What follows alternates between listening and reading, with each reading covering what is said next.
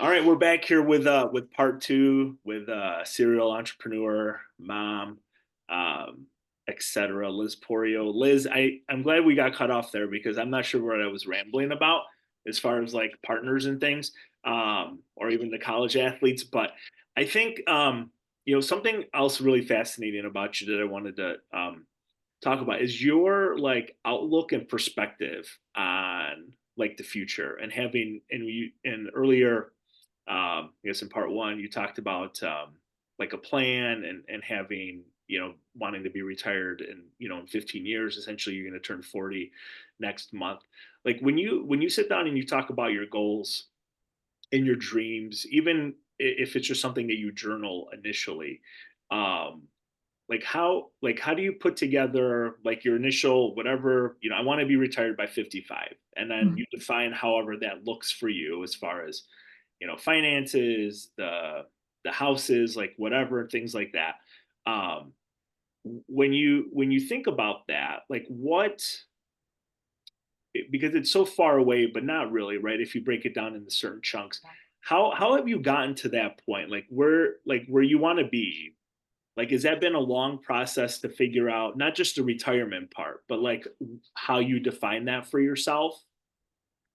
I think it's something that I've always thought about, but haven't really taken action on until the past couple of years. Being a visiting nurse for most of my nursing career, with a bulk of it being, medical-based nursing. So seeing patients with chronic illnesses, end of life, major surgeries. I now do psychiatric home care, but kind of seeing that and seeing how people live, it's just like, wow, like that's not for me. That's not what I want. Like, Yep. I don't want to be 74 and, just coming home after a major heart attack and freaking out because I still have to work full time to keep a roof over my head. Yep. Or the people who are 50 having amputations because they're uncontrolled diabetic from not taking care of themselves. So, like, health and wellness has become even more important to me. And just so seeing, having that opportunity to see how hundreds of people have lived is kind of like, yeah, 90% of this isn't for me. Not at all. Like this is not how I want to be when I'm 60, 70 years old. This is not the lifestyle that I want. And so, the divorce has really helped me refine that even more. I've realized I am very much a minimalist.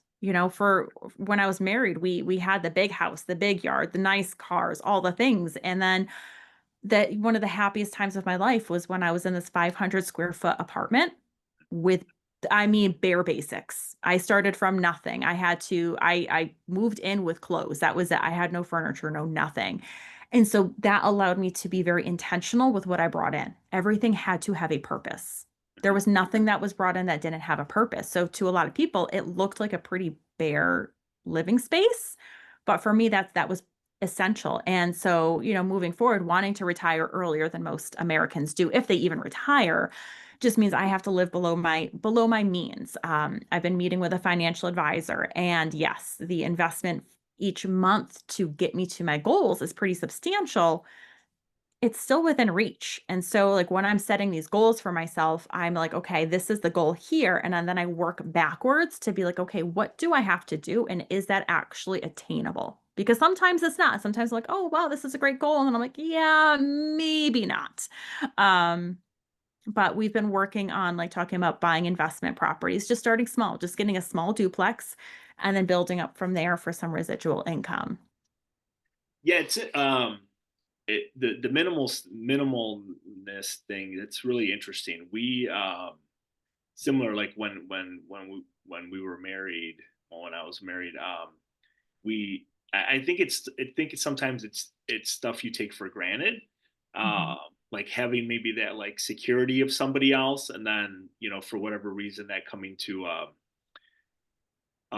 like to a conclusion and things. And when you talk about like the retirement and things, like the teaching joke is, at least in New York State, you graduate at 23, you get a job in a school, and then you can retire at 55 because you've accumulated all these points, right? So your age plus your years, if you get to 85 points, right, then you can retire and you get all these benefits and things. And when I was a principal, there was a teacher. Um, it was, I think she was like 47 or 48, 48. I have 8 years to go. That was like her joke with me, right? And I would think to myself, like, you, like you're a classroom teacher, first grade, highly effective. Like she was great. Like the kids loved her, families, like everything like that.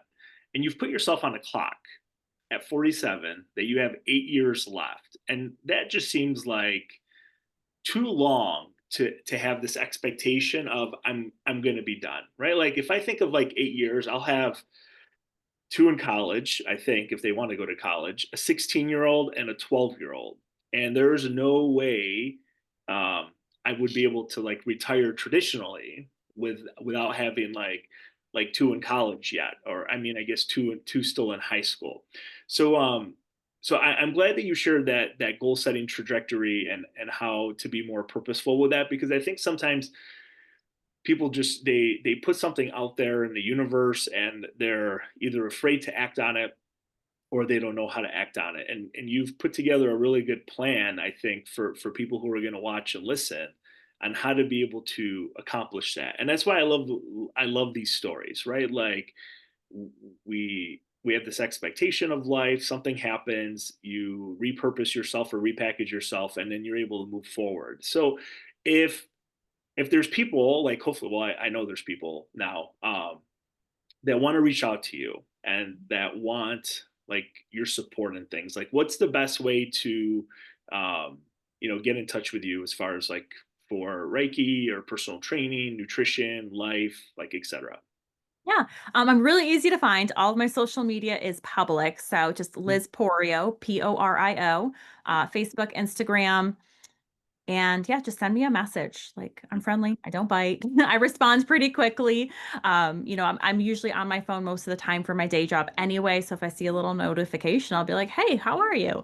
Um, but yeah, social media is probably the easiest. Phone, I do screen phone numbers, so I'm not gonna share my phone number. But if you message me and like, hey, I'd rather, text or call, I'll give it to you through direct message.